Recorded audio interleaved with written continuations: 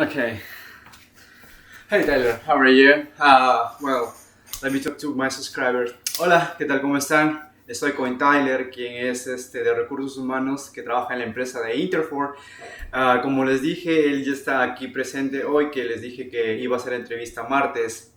Entonces, muchachos, vamos a comenzar con esto, no tiene mucho tiempo y vamos a resolver todas sus preguntas. Primero, hey Tyler, could you introduce yourself, please, and tell me what's your role within Interfor? Yeah, no, for sure, no problem. So, Angel, thanks for having me. I'm Tyler Boone. I'm the HR coordinator at our Interfor Ear Falls division. Basically, we're a lumber producing sawmill industry. We're located in Great North Canada, Ear Falls, Ontario.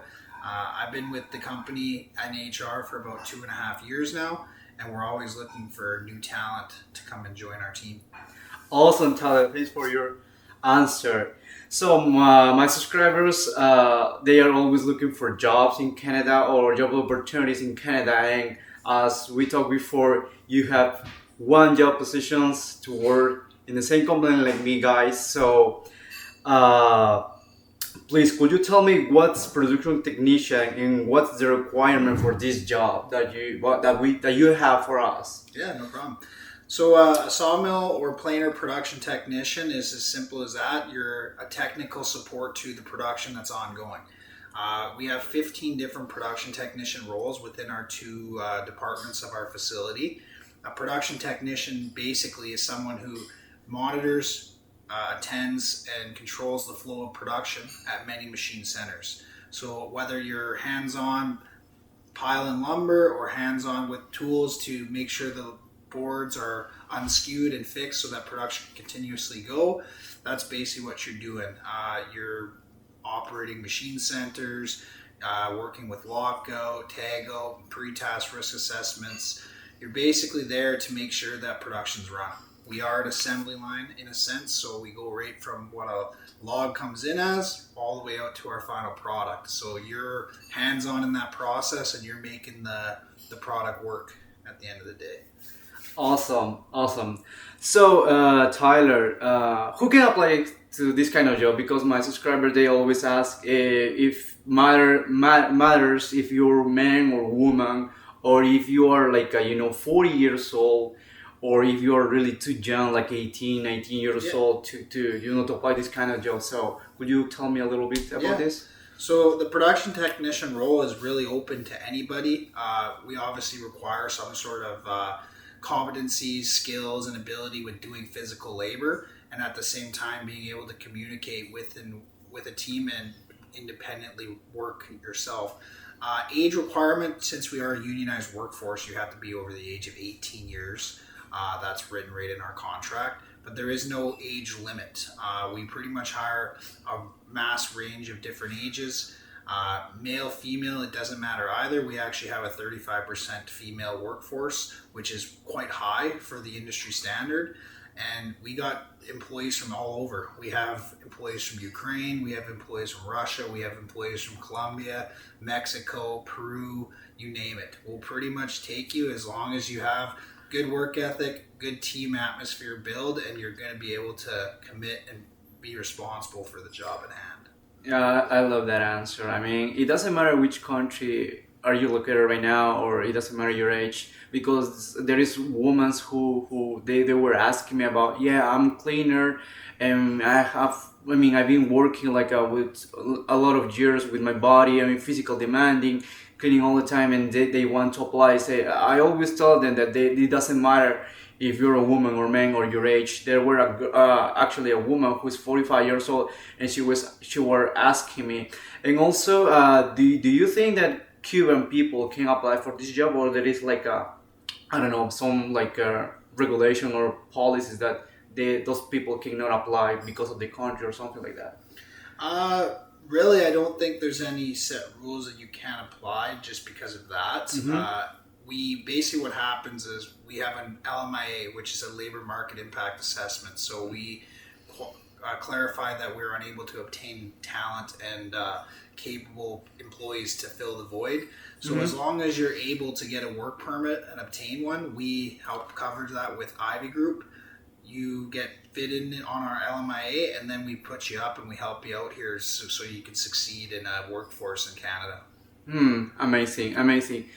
Yeah, just una cosa, no importa del país en el que estés, lo único, como lo dijo él en inglés, que debes tener talento, debes tener los requisitos y demás cosas para poder aplicar a este tipo de trabajo.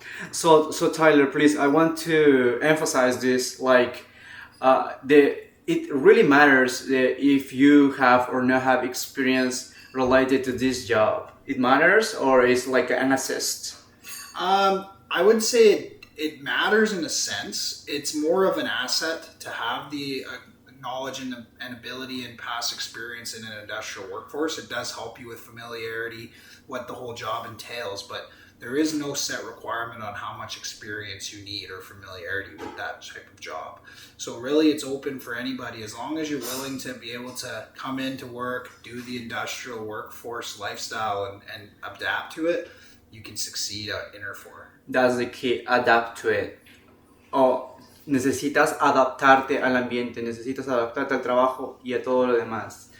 Okay, Tyler, tell me, how necessary is, to know English? Because my subscribers, most of them, they are Spanish speaker, of course, and the English level is not that high. And I know from my experience that you need to know English because you will use a radio, you will receive instructions and so on.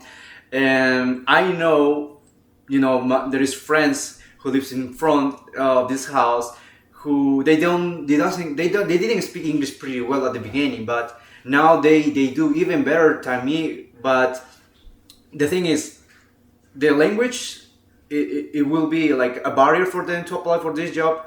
Or what's your suggestion for this?